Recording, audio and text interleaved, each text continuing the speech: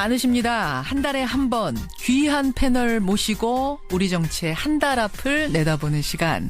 월간 땡땡땡. 오늘은 스페셜 게스트를 한 분 모셨어요. 유신 정권의 대표적인 용공 조작 사건이죠. 민청학령 사건에 연루돼서 사형을 선고받았었습니다. 그 후에 삼선 의원을 지내셨고 노무현 정부에서 정무수석을 지낸 분입니다. 유인태 전 수석, 유인태 전 의원, 오늘 월간 유인태로 모셨습니다. 어서 오십시오. 네, 안녕하세요. 전 수석, 전 의원 어떤 게 더 좋으세요? 의원이 수석보다 조금 높은 자리. 아니, 의원이 청와대 수석보다 높아요? 아니, 수석은 차관급이고 예. 의원은 원래 장관 내지는 장관과 차관 중간쯤으로. 그렇게 되는 거군요. 직급으로 따지면. 직급으로. 그렇죠. 그럼 의원으로 불러드려야 돼. 아무렇게나. 이미지는 의원이 더 나쁘고. 이미지는 나쁘고. 고르세요. 그럼 이미지입니까? 직급입니까? 편한 대로 하세요. 그러면 이미지로 가겠습니다. 오늘은 유인태 전 수석으로 가겠습니다. 얘기할 게 많은데 어떤 얘기부터 좀 풀어볼까요? 노무현 정부에서 청와대 정무수석을 하셨잖아요. 예. 특활비 얘기부터 좀 해보겠습니다. 예. 특활비. 그때도 당연히 청와대 특활비라는 게 있었죠? 있죠. 예. 쓰셨죠? 예, 그럼요. 쓰셨죠. 예. 근데 지금 이제 박근혜 정부에서 문제가 되는 건 국정원의 특활비를 예. 박근혜 대통령이 갖다 썼다는 거거든요. 예. 그것도 아주 주기적으로 상납받아서 매달 1억 원씩. 어떻게 보고 계세요? 글쎄, 그 특활비가 제가 알기로 김영삼 정부 때까지는 쓰는 게 관행이었고. 예. 국정원 것을? 국정원 예산을. 그래서 저 강삼재 그때 사무총장인가가 총선 때 그 지원한 자금이 국정원 돈이었다 뭐 이런 얘기도 있었고 하여튼 그때까지는 관행이었다. YS 때까지는. 예. 근데 이제 저는 뭐 김대중 정부의 속사정까지는 잘 모르지만 박지원 의원이 증언한 바에 의하면 김대중 정부부터 없어졌다고 그랬고. 없어졌다. 저희 때는 그 전에 청와대 수석들 같으면은 이제 사람들 만나는데 만나기가 좀 거북하잖아요. 얼굴이 알려져 있고. 근데 그것도 없어가지고 저는 뭐 어디 호텔의 비즈니스룸 뭐 잠깐 빌려서 보든지 아니면 조용한 커피숍을 해서 만나고. 그러니까 그전에는 그 롯데 호텔, 플라자 호텔, 외 조선 호텔 그 시청 근처에 가까운데 그 수석들 방이 있었어요.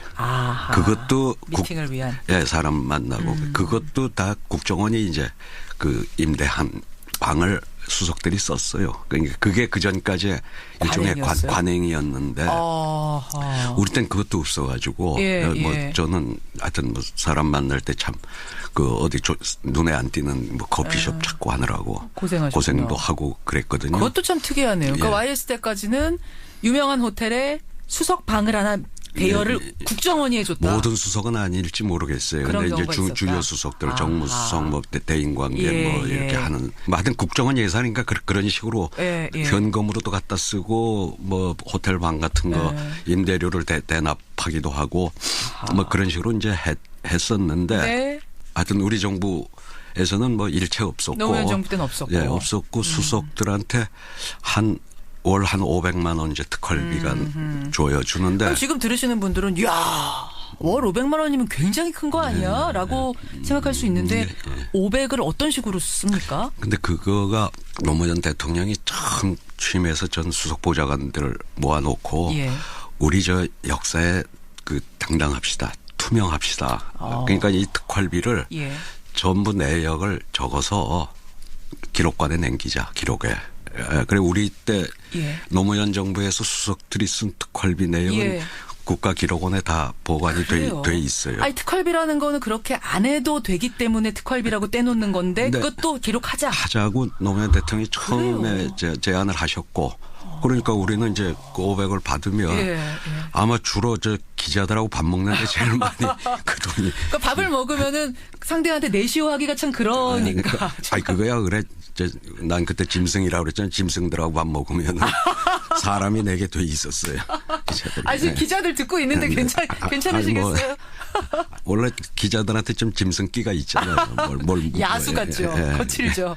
그게 지금 들으시는 분들이 500이면 엄청나게 많다고 생각하실지 모르지만 정무수석은 만나는 게 일인 사람들이니까.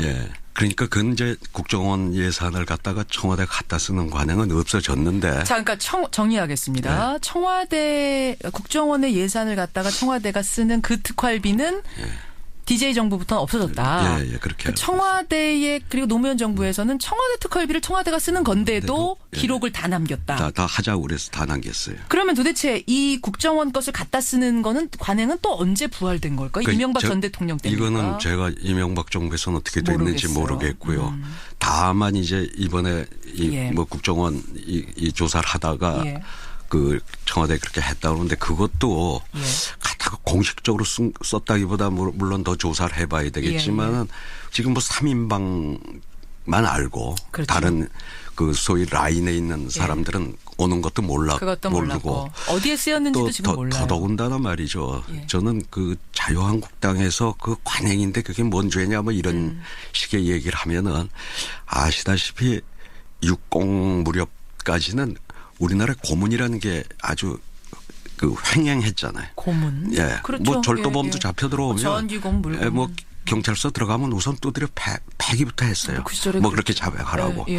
자, 고문하는 게 수사관에서 관행이니까 그거 왜 지금 고문한 걸 가지고 요새 누가 고문을 했다고 치면은 그 얘기하고 똑같은 거예요. 그 꼴이나 마찬가지다. 과거에 다 고문했는데. 고문 다 해서 예전에 전기고문, 물고문에서 자백받았는데 고문이 뭐가 문제냐라고 하는 것과 같은 거다. 같은 거죠. 알겠습니다. 이제 이런 이야기가 오가다가 어떤 얘기가 나왔냐면 홍준표 대표가요. 원내대표 겸 국회 운영위원장 시절에 매달 한 4, 5천씩을 특활비로 받았는데 그거를 내가 생활비로 집에다 갖다 줬다라고 전에 얘기한 적이 있어요. 이거 가지고 문제를 삼은 거죠. 아, 특활비 이거 그러면 그때 유용했다는 얘기냐 홍준표 대표가. 그러자 유용했다는 건 아니다. 생각해보니까 집에다 갖다 준 적은 없다. 또 이렇게 말을 바꿨습니다. 그럼 어떻게 보세요? 글쎄, 아니, 그 17대 국회에서 행자위원장을 할 때 그 친구가 환노위원장을. 홍준표 대표가. 거기도 상임위원장을 하고 해서 뭐 개인적으로는 이런저런 인연으로 좀 아는 사이인데 사람이 저래 구질구질한 친구가 아니었어요. 원래 좀.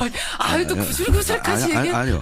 좀 화끈한 친구였다고. 그때는 나 인간적으로 괜찮게 본 친구인데 지금 나이가 아직 소위 지공이 아직 안 됐어요. 지공이 뭔지 모르시나? 지공이 지하철 공짜 타는 나이가 아직 안 돼서 만 65세가 되면 지공선사라고 그러는데 걱정이 뭐 말을 지가 엊그제 한 말을 가지고 오늘 또 뒤집고 그걸 기억을 한다고 그러면 저런 말을 못할 거 아니냐. 저렇게 말 바꾸기가 쉽지 않잖아요. 그래서 좀 요새 좀 걱정스러워요. 전화 한번 해보세요. 나가서. 그냥 여기서만 걱정하지 뭐 어디 마시고. 외국가 있다라고. 그래. 저같이 별 볼 일은 없는 놈이 전화하면 바꿨어요. 무슨 말씀이십니까? 유인태 전 수석. 뭐 말씀이 그냥 거침이 없으세요. 아니 이럴 바에는 그럼 아예 특활비 없애버리자. 이런 청취자 의견도 좀 많이 들어옵니다. 근데 아주 없앨 수는 없어요. 거예요. 현실적으로 안 돼요? 현실적으로 좀 비밀이 필요한 게 있어요. 일하다 업무를 하다 보면 특히 이제 뭐 정보기관 같은데 국정원 예산 같은 데서 특수활동비를 없애자 그러면 사실은 그 제대로 역할을 하지 말라는 거니까 너무 그렇게 과격하게 특활비를 없애자는 건 아니고 그 얘기는 좀 너무 그건 좀 극단적이고 극단적이고 그 투명성을 좀 더 이렇게 높여가고 그렇죠. 특수활동비 자체 항목의 예산은 지금보다 더 많이 줄일 수 있지 않냐. 공개하진 않더라도 최소한 기록을 하게 해서 최소한의 양심적 장치라도 집에 가서 그러니까 그 생활비로 보태 쓰는 이런 건 없게끔 할 수 있지는 않을까 이런 아이디어도 드네요. 그래요. 특활비 얘기했습니다. 요즘 정치판은 어떻게 읽고 계세요? 정당들의 그 모습은?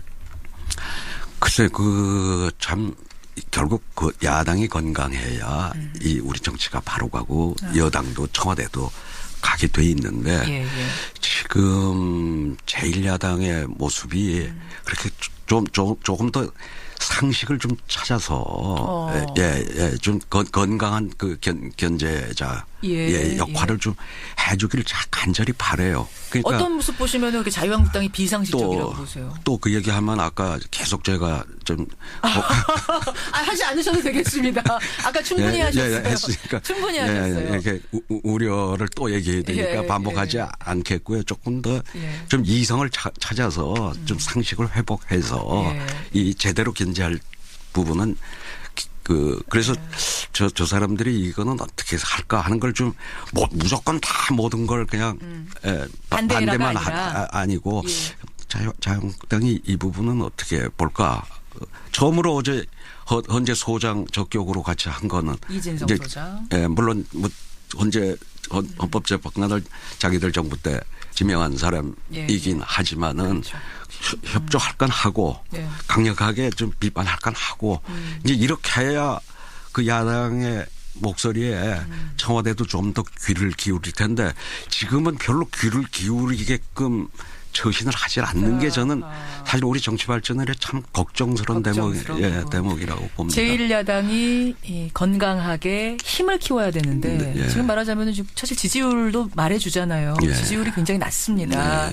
그래서 정치인으로서 우려스럽다는 말씀. 건강해지길 바란다는 바람이시네요. 잘 되길 바란다는 지지율 한 30%좀 올라갔으면 좋겠어요. 좀 잘해가지고. 14, 15 왔다 갔다 하죠.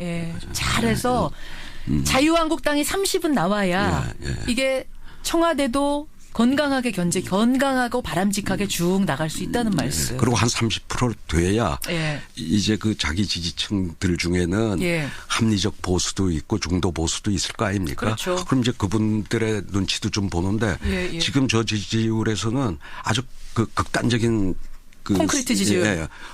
그 사람들 그 사람들의 뭐 그 눈치만 보게 되고 그러니까 저렇게 전 헤매고 있는 게 아닌가. 빨리 거기서 좀 벗어나서 좀 그 상식을 좀 회복했으면 좋겠다. 뭐 이런 말씀을 드리고 싶습니다. 우리 정치판 중에서도 제1야당의 건강성 회복을 지금 가장 중요한 과제로 꼽아주셨어요.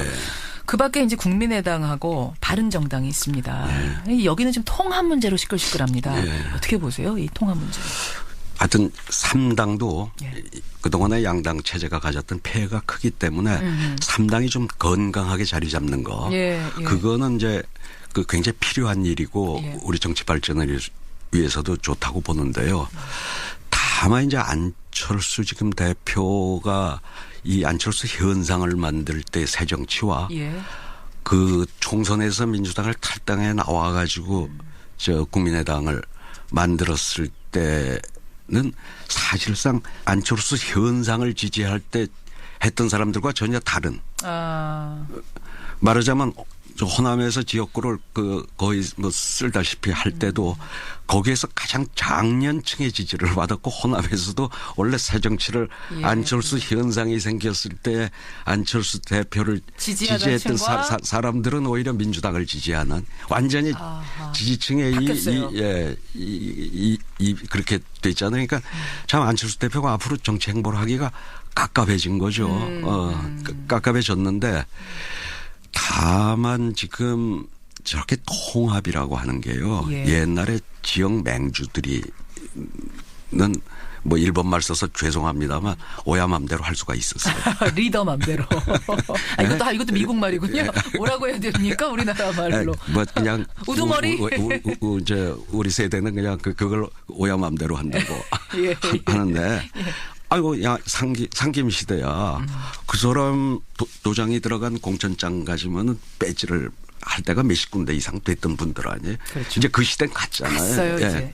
갔으니까 지금 예를 들어 뭐 어느 정치 지도자의 공천장 가지고 안전하게 당선될 곳이 몇 군데라도 아마 박근혜 대통령이 그나마 마지막 그 세대입니까? 마지막 그래도 박근혜 공천장 가지만 당선될 때가 한 열 몇 군데는 그게 그럼요. 마지막 정치인일 거 아니겠어요? 그러니까 지금 저렇게 통합이라고 하는 거를 서둘러서는 안 되고 제일 안 대표의 리더십의 문제가 혼자 결정을 하고 뭐 어디 기업의 CEO 대주주가 혼자 결단하듯이 사실 탈당도 그렇고 국민의당 창당도 그런 식으로 지금까지 해오니까 사람들이 자꾸 떨어져 나가잖아요. 함께 하던 사람들이. 그런데 이번에도 통합을 저렇게 밀어붙여가지고는 저는 제 3당이 저는 잘 건재하기를 바라는 입장에서 오히려 좀 불안하다. 그러니까 어떻게든지 조금 이 운반하는 과정을 잘 속도와 이런 걸 좀 맞춰서 더불어 함께 최대한의 지금의 국민의당 의원들의 한 3분의 2는 그래도 동의를 받아가지고 그 추진을 하는 게 좋겠고 그러려고 그러면 본인의 욕심을 개인적 야심은 좀 버리고 한국 정치 발전에 그래도 이 3당 제3당을 예. 이렇게 정착시킨 정치인으로 예. 나는 역사에 남아도 좋다. 이런 마음가짐으로 이 통합이 됐던 연대가 됐던 예. 이렇게 좀 추진을 말씀이세요. 그러길 바라죠. 그러니까 지금 통합이 옳으냐 그르냐는 일단 떠나고 차치하고 예. 그걸 차치하고 두 번째 문제고 일단은 거기까지 가는 과정이 좀 고통스럽더라도 설득을 해가면서 가야 되는데 네, 그렇죠. 지금은 너무 대표 맘대로 확 드라이브를 걸어가는 거 아니냐. 이렇게 되면 결국 갈라질 수밖에 없다고 보시는 거예요. 그 당은. 떨어져 나갈 수밖에 없다. 지금 꼭 통합 안 해도 이 지금 국민의당 자체가 사실은 캐스팅 보트를 지금 행사하고 있는 거예요. 그동안의 인사 이거 동의 청문 같은 데서 국민의당이 어떻게 하느냐에 따라 헌재 소장은 낙마했고 그랬어요. 그러니까 현재도 쥐고 있어요. 전 그 역할을 그래도 하는 게 지금 상당히 국민의당이 중요한 역할을 이미 하고 있어요. 우리 전국에서 또 지금 다 120석, 1석 110몇 석 이런 구도에서 그렇죠. 그러니까 그렇게 통합을 그렇게 서둘러 필요는 없잖아요. 그건 제가 보기엔 너무 서둘른다. 서둘르는 게 본인의 아직도 그 마음을 좀 못 비워서 저런 게 아닌가. 대선 욕심이 있다 보니까 계속 지금 대선을 바라보고 움직이는 게 아니냐. 좀 무리수를 두고 있는 거 아닌가. 그런 생각. 알겠습니다. 이거 전제는 있습니다. 우리 유인태 전 수석께서는 반드시 3당. 3당이 좀 굳건하게 있었으면 좋겠다라는 바람이 있으신 거예요. 잘 됐으면 좋겠다. 중요하죠. 중요하다는 전제를 깔고 말씀하시는 거라는 거 국민의당 분들은 좀 알아주시고요. 알겠습니다. 결국은 그러면은 예측을 해야 되거든요. 우리가 어떻게 될 것 같으세요? 옳으냐 그르냐가 아니라 될 것 같으세요? 안 될 것 같으세요? 한동안은 국민의당하고 바른정당이 각기 좀 연대할 건 연대하면서 정책 연대, 정책 연대하고 이러고 갈 겁니다. 그렇게 금방 소리가 나고 이러지는 않을 거예요. 금방 갈라지고 합치고 이렇게 될 것 같지는 않다는 말씀. 자, 시간이 벌써 이렇게 됐네요. 이제 보내드려야 할 시간이 됐는데 한 가지만 좀 예측을 부탁드릴게요. 전병헌 전 수석의 후임이 필요합니다. 이제 곧 골라야 됩니다. 혹시 좀 염두에 두고 계신 분 추천할 만한 인물 보이십니까? 저는 염두에 뒀다기보다 지금 안 해도 전직 초선들이 비서관을 하는 게 저게 비정상이에요.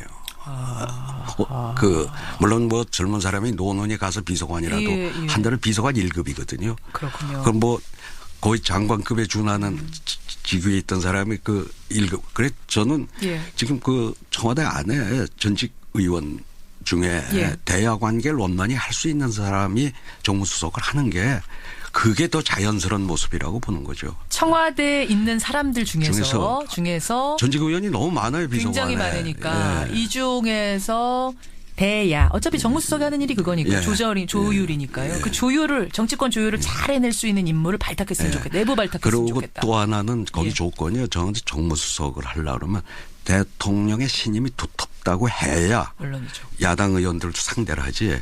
저거 어디 꽂아놓은 보리자루라 그러면요.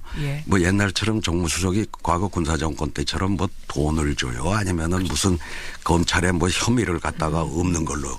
그런 무기가 아무것도 없어요. 다 한 가지 그래도 저 친구는 그 대통령하고는 잘 통해. 그런 사람. 그래야 이제 야당 의원도 이거 좀 대통령이 이건 이러라고 그래라. 대통령한테 이 말 좀 전해줘. 이게 통해야 되니까. 중요한 거는 정무수석의 정치권을 상대하려고 그러면 우선 대통령하고 신임이 두텁다고 하는 게 전제되고 그다음에 사람이 좀 이렇게 겸손하고 그건 기본이고요. 그런 거 기본이고. 자, 보입니까? 그런 인물? 지금 많이 있어요. 많이 있습니다. 청와대. 많이 있습니까? 전직 의원들. 그럼 청와대 고민 많이 안 해도 되겠네요. 안 해도 되는데 왜 저리 시간 끄는지 모르겠어. 두고 보겠습니다. 거기까지. 유인태 전 수석, 유인태 전 의원님 오늘 오랜만에 나와서 유쾌한 시간 그리고 정치판을 아주 명쾌하게 읽어주셔서 대단히 감사드리고요. 다 틀릴 거야 아마. 한 달 뒤에 보겠습니다. 고맙습니다. 감사합니다. 유인태 전 의원, 유인태 전 수석이었습니다.